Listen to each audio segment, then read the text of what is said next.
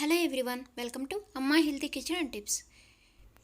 ఈరోజు పుచ్చకాయతో ఏ విధంగా పచ్చడి చేసుకోవాలనేది మీతో షేర్ చేసుకోబోతున్నాను. పుచ్చకాయతో పచ్చడి ఏంటి అనుకుంటున్నారు కదా? అవునండి, పుచ్చకాయతో కూడా పచ్చడి చేస్తారు. ఇంకా ఈ పచ్చడి వచ్చేసి సూపర్గా ఉంటుంది. మీరు ఒక్కసారి చేసి పెట్టి చూడండి, మీకు ఇది పుచ్చకాయతో చేశారా అని ఖచ్చితంగా డౌట్ వస్తుంది. కానీ దీని టేస్ట్ మటుకు అచ్చం మనకి పప్పుల పచ్చడి ఉంటుంది కదా, సేమ్ అదే విధంగా ఉంటుంది. మరైతే ఇక లేట్ చేయకుండా ఏ విధంగా చేసుకోవాలనేది చూసేద్దాం పదండి. మామూలుగా మనం పుచ్చకాయ తెచ్చుకున్నప్పుడు దీనిపైన ఎర్రగా ఉండే కండ మొత్తం తినేస్తాం కదా. తినేసిన తర్వాత ఆ తొక్కులు అనేవి మనం పడేస్తూ ఉంటాం. అలా కాకుండా ఈ తొక్కలతో కూడా మనం పచ్చడి పెట్టుకోవచ్చండి.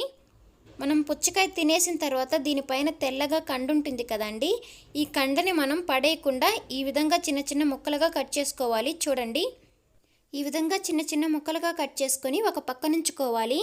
కావాలంటే మీరు దీనిపైన ఉండే పీలిని తీసుకోవచ్చండి, లేదంటే అలానే ఉన్నా కూడా బాగానే ఉంటుంది. ఇప్పుడు స్టవ్ మీద ఒక ప్యాన్ పెట్టుకొని 1 టేబుల్ స్పూన్ ఆయిల్ వేడి చేయాలి. ఆయిల్ వేడెక్కాక ఇందులో 1 కప్పు పల్లీలు యాడ్ చేసుకొని పల్లీలు అనేవి బాగా ఫ్రై అయ్యాక ఇప్పుడు తీసి పక్కనుంచుకోవాలి.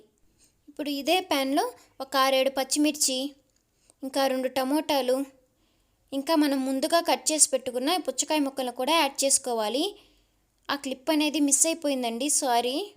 ఇప్పుడు ఇందులో తగినంత సాల్టు, 1/2 టేబుల్ స్పూన్ పసుపు, 1 టేబుల్ స్పూన్ ధనియాలు, 1 టేబుల్ స్పూన్ జీలకర్ర, 6-7 వెల్లుల్లి రెబ్బలు కూడా యాడ్ చేసుకొని ఇప్పుడు మంటని మీడియం ఫ్లేమ్లో పెట్టేసి ఒక 5-6 నిమిషాలు బాగా కుక్ చేసుకోవాలి. ఇవన్నీ బాగా మగ్గిపోవాలండి, అప్పటి వరకు మీరు కుక్ చేసుకోవాలి. మధ్య మధ్యలో ఒకసారి కలుపుతూ ఉండండి.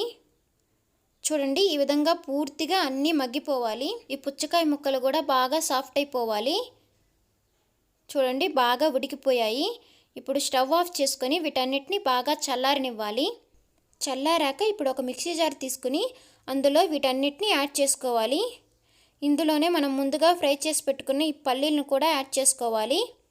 ఇందులోనే కొద్దిగా చింతపండును కూడా యాడ్ చేసుకోవాలి. ఇది ఆప్షనల్ అండి, మనకు ఆల్రెడీ పుచ్చకాయలు కొంచెం తీయగా ఉంటాయి కాబట్టి మీరు చూసి యాడ్ చేసుకోండి.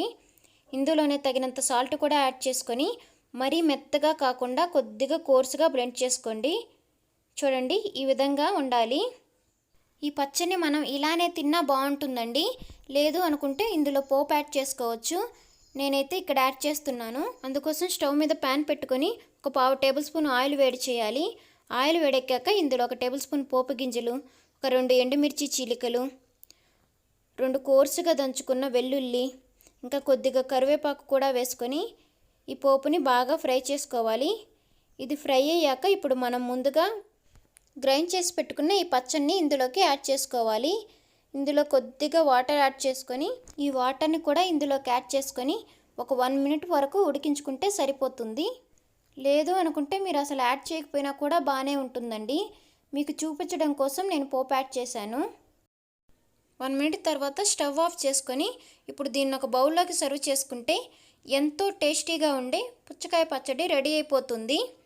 దీన్ని ఒక్కసారి చేసి మీ ఇంట్లో వాళ్ళకి పెట్టండి, ఖచ్చితంగా వాళ్ళు అస్సలు కనుక్కోలేరు ఇది పుచ్చకాయతోనే చేశారా అని.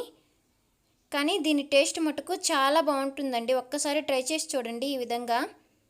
మరైతే ఈ వీడియో మీకు నచ్చినట్లయితే ప్లీజ్ లైక్ చేసి సబ్స్క్రైబ్ చేసుకోండి. మీ ఫ్రెండ్స్ అండ్ ఫ్యామిలీ మెంబర్స్కి షేర్ చేయండి. Thank you so much for watching.